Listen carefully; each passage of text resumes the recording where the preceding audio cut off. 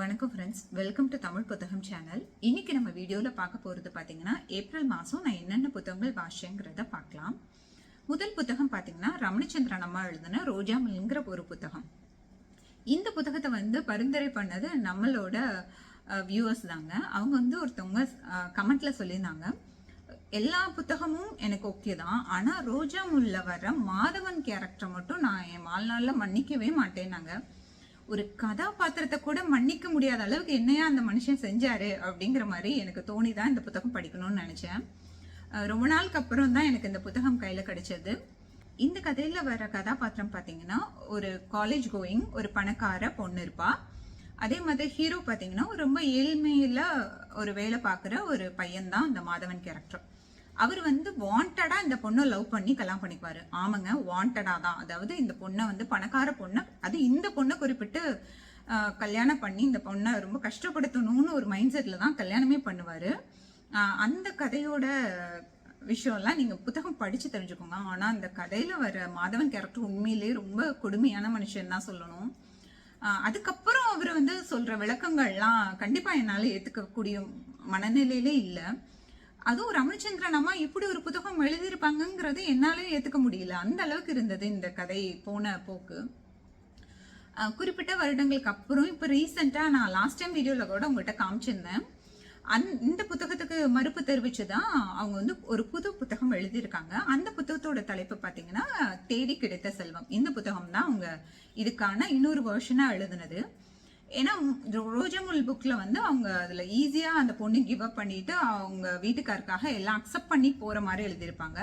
But இதுல ரமணிச்சந்திர அம்மாவோட கேரக்டருக்கே உரிய ஒரு கதை போக்கு இந்த புத்தகத்துல இருக்கும்.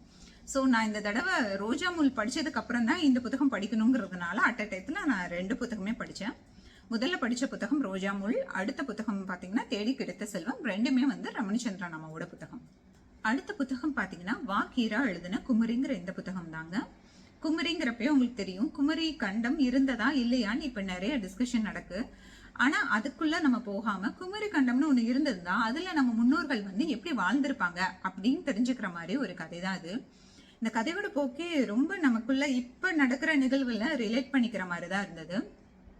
இப்ப எப்படி நம்ம தாய் வழி சமூகமா நம்ம இருக்கோமோ அதே மாதிரிதான் அப்பயும் இருந்திருக்காங்க அப்படிங்கிற மாதிரிதான் இந்த கதை போக்கு போச்சு. அதாவது குமரி கண்டத்துல வாழ்ந்த மக்கள் பாத்தீங்கன்னா நிறைய குழுக்களா அங்கங்க பிரிஞ்சுதான் வாழ்றாங்க. அப்ப அந்தந்த ஊர்ல உள்ள மக்களுக்கும் தலைமை தாங்குறது யாருன்னு பாத்தீங்கன்னா அந்த ஊர்ல வாழ்ற தலைமையில தாய் தான் அந்த ஊருக்கு தலைமை தாங்குறாங்க. அவங்களுக்கு உறுதுணையா இருக்கிறது யாருன்னு பாத்தீங்கன்னா தாய் மாமன் தான். இப்பயுமே நம்மளோட உறவுகளை அந்த கட்டமைப்பு இருக்கு. அது மாதிரிதான் அப்பயும் இருந்திருக்காங்க அப்படிங்கிறத சொல்றாங்க. இது மாதிரி நிறைய ஊர்கள் இருக்கு. அந்த நிறைய ஊர்களையுமே தலைமை தாங்கிறது தாய் தான், அவங்க கூட துணை நிற்கிறது தாய் மாமன் தான்.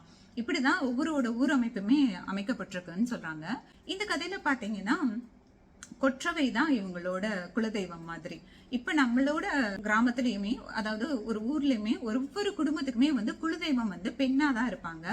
அந்த மாதிரிதான் அதிகமா ரிலேட் பண்ணிக்கிற மாதிரி இருந்தது இந்த கதையுமே நமக்கு. இவங்க என்ன பண்றாங்கன்னா ஒவ்வொரு பெண்ணும் யார் யாரெல்லாம் தியாகம் செய்யறாங்களோ அவங்க எல்லாமே கொற்றவைன்னு இவங்க ஒரே போஸ்டர் கீழே கொண்டுட்டு வந்துறாங்க.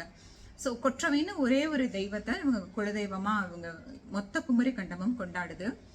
அப்படி ஒரு நிகழ்வுல நடக்கிற நிகழ்ச்சியை ஒட்டி தான் இந்த கதை பின்னப்பட்டிருக்கு. ரொம்ப அருமையான ஒரு கதை. இந்த கதையில பாத்தீங்கன்னா இன்னொரு முக்கியமான விஷயம், நம்ம கோயில்கள் எல்லாம் இப்ப பாக்குறோம் பாத்தீங்களா, யாழிகள் சிற்பங்கள்லாம் நிறைய இருக்கும். அந்த யாழிகள் எல்லாம் இவங்க வாழ்ந்த காலகட்டத்துல வாழ்ந்ததாகவும் அது கூடவே இவங்க பயணப்பட்டிருக்காங்கிறதையும் குறிப்பிட்டிருக்காங்க. அவங்களோட வன வேட்டைக்கும் சரி, அதே மாதிரி ஒரு போரா இருந்தாலும் சரி முன்னிறுத்தி அந்த யாழிகள் வச்சு அவங்க அந்த பயணம் மேற்கொண்டிருக்காங்க, இல்ல அந்த போரை நடத்திருக்காங்க அப்படிங்கிற மாதிரி எல்லாம் சொல்றாங்க. ரொம்பவே அழகா இருந்துச்சு. அந்த சிம்ம யாழி, மகர யாழி, யானை யாழி பத்தி எல்லாம் அவங்க சொல்றப்போ அவ்வளோ அழகா இருந்தது. ரொம்பவே ஒரு பிரமிப்பாவும் இருந்துச்சு. கண்டிப்பா நம்ம முன்னோர்கள் இருந்திருந்தாங்கன்னா கண்டிப்பா அவங்க இதெல்லாம் இப்படி செஞ்சிருக்க வாய்ப்பும் இருக்கு அப்படின்னு நம்ம அக்செப்ட் பண்ற மாதிரிதான் இருந்துச்சு. ஏன்னா எனக்கு எப்பயுமே கோயில்களுக்கு போறப்ப எனக்கு ஒரு விஷயம் தோணிக்கிட்டே இருக்கும். நம்ம முன்னோர்கள் இல்லாத ஒரு விஷயத்த இருக்குன்னு கற்பனை பண்ணி எல்லாம் சொல்ல மாட்டாங்க. அதுவும் பாத்தீங்கன்னா கோயில் சிற்பங்கள்ல யாழிகள் கண்டிப்பா இருக்கும். அப்படிங்கிறப்ப எப்படி அது ஒரு விலங்கு வாழாத விலங்கை பத்தி அவங்க அதுல சொல்லியிருப்பாங்களா அப்படிங்கிற ஒரு ஐயப்பாடு எனக்கு எப்பயுமே இருந்துட்டே இருந்துச்சு. அதனால எனக்கு யாராவது யாழியை பத்தி ஏதாவது ஒரு இன்ஃபர்மேஷன் சொல்லுவாங்களான்னு தோணுனப்ப இந்த மனுஷன் அதை பத்தியே ஒரு அழகான கதையா சொல்லவும் எனக்கு ரொம்ப பிடிச்சிருந்துச்சு. இதுல இன்னொரு விஷயம் பாத்தீங்கன்னா, இந்த கதையில வர கதாபாத்திரங்களோட ஹைட்டு தான் எனக்கு ரொம்ப வித்தியாசமா சொன்ன மாதிரி இருந்துச்சு. இந்த கதையில வர கதாபாத்திரங்கள் வந்து நம்ம வந்து ஸ்கொயர் ஃபீட் தானே சொல்லுவோம். இத்தனை அடி இருக்காங்க, இத்தனை அடி வளர்த்தின்னு சொல்லுவோம் இப்பெல்லாம். அவங்க வந்து இந்த கதையில எப்பயுமே அப்படி சொல்ல மாட்டாங்க, முள கணக்கு தான் சொல்லுவாங்க. முழம்னா இதுதான் முழம். இப்ப நான் வந்து ஒரு 5 அடி இருப்பேன்னு வச்சுக்கோங்களேன், என்னோட கை முழம் வந்து இவ்வளவுதான் வரும். ஆனா இந்த கதையில வர கதாபாத்திரங்கள் எல்லாமே பாத்தீங்கன்னா 10 முழம் 12 முழம் வளர்த்தி உள்ளவங்க அப்படின்னு தான் சொல்லுவாங்க. அப்படின்னா பாத்துக்கோங்களேன், அவங்களோட கை முழம் வந்து எவ்வளோ ஹைட்டா இருக்கும், அதுல வந்து முழம் கணக்கு போட்டா எவ்வளவு ஹைட்டா இருப்பாங்கன்னு பாத்துக்கோங்களேன். யாழியை பத்தி சொல்றப்பமே அப்படிதான் சொல்லுவாங்க, யாழ் என்ன ஒரு 60 முழம் இருக்கும் அப்படிம்பாங்க. ஸோ இதெல்லாம் கொஞ்சம் வித்தியாசமா இருந்துச்சு இந்த கதையில.